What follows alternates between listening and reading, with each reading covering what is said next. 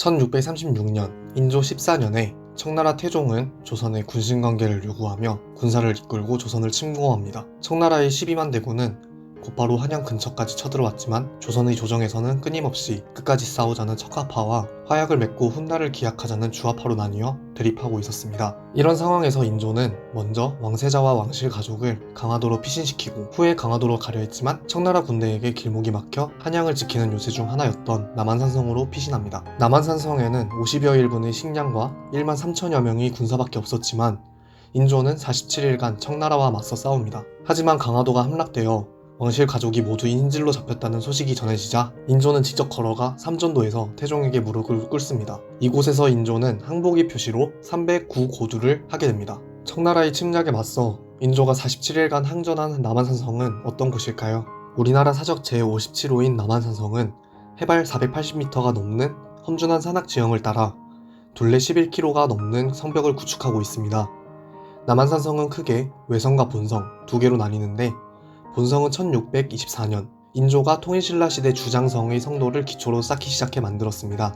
이후 인조는 병자호란을 겪으면서 남한산성의 성곽 강화의 필요성을 느껴 외곽을 짓게 됩니다. 삼국시대 신라의 성곽부터 조선시대까지 각 시기별 성을 쌓는 기법을 특징적으로 잘 보여주는 남한산성은 잘 보존된 자연환경을 가진 곳이며 성내 구석구석 역사와 설화가 깃들어 있는 곳입니다. 행궁이란 임금이 서울의 궁궐을 떠나 도성 밖으로 행차하는 경우 임시로 거처하는 곳을 말합니다. 사적 제480호인 남한산성 행궁은 전쟁이나 내란 등 유사시 후방의 지원군이 도착할 때까지 한양 도성의 궁궐을 대신할 피난처로 사용하기 위해 1626년 건립되었습니다. 실제로 병자호란이 발생하자 인조는 이곳으로 피난하여 47일간 싸웠습니다. 이후에도 숙종, 영조, 정조, 철종, 고종이 여주 이천 등의 선대 왕릉을 방문할 때 머물러 이용했다고 합니다. 남한산성 행궁은 우리나라 행궁 중 종묘와 사직을 두고 있는 유일한 행궁으로 유사시 임시수도 역할을 수행한 곳입니다. 남한산성은 험준한 자연지형을 따라 성벽을 구축하여 많은 병력으로도 쉽게 함락시킬 수 없는 지리적 여건을 고려해 건설되었습니다. 인문 자연적으로 많은 가치를 지닌 남한산성은 현대에 들어 국가지정문화재로 지정돼 보존 관리되어 오다가 2014년 6월 카타르 도하에서 탁월한 보편적 가치 OUV를 인정받아 유네스코 세계유산으로 등재되었습니다. 뿐만 아니라 1971년 경기도 남한산성 도립공원으로 지정된 남한산성은 서울 근교에서 거의 유일하게 80에서 100년 된 소나무 군락지를 볼 수 있습니다. 이는 20세기 초 무분별한 벌목으로 남한산성이 황폐해지자 남한산성 마을 사람들이 자체적으로 벌목을 금지하는 조합, 금임조합을 만들어 소나무를 심고 보호하였기 때문입니다. 이런 여러가지 가치들이 한데 모인 남한산성은 과거 선조들의 지혜와 역사로 이루어진 선물로 이를 아끼고 보존해 미래 세대까지 물려줘야 하는 세계의 자랑스러운 유산입니다.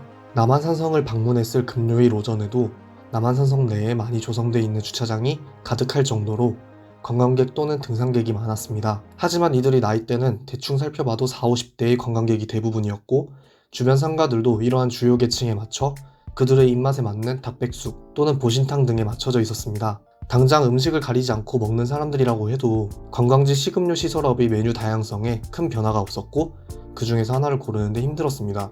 이런 경험에서 봤을 때 남한산성 단지 내의 관광지 기반 시설업들은 모두 40, 50대 등산객들에게 특화되어 있다고 할 수 있습니다.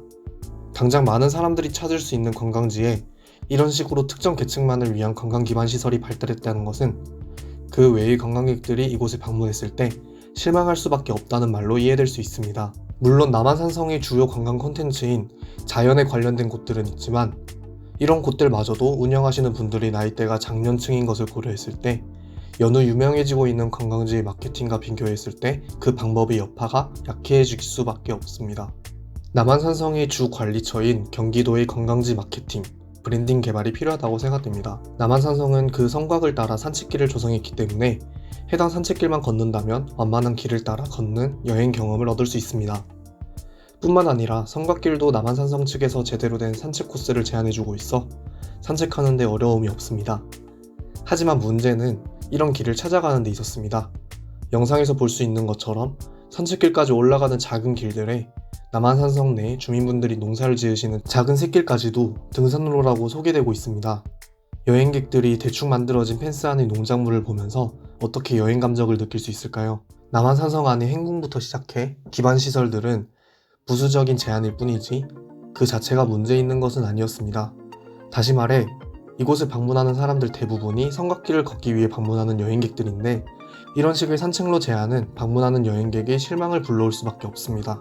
분명히 남한산성은 그 가치가 매우 중요하기 때문에 보존되어야 하며 우리도 열심히 그 가치를 공부할 필요가 있습니다. 자연환경적 가치를 보존하기 위해 이곳은 공원으로 지정돼 내부에서 음주행위 등이 엄격히 금지돼 있다고 현수막이 붙어 있지만 실제로 이곳을 돌아보면 노상에서 막걸리를 판매하는 곳을 볼 수 있을 뿐만 아니라 직접 막걸리 등의 술을 챙겨와 벤치 등에서의 음주행위를 하는 것을 쉽게 볼 수 있습니다.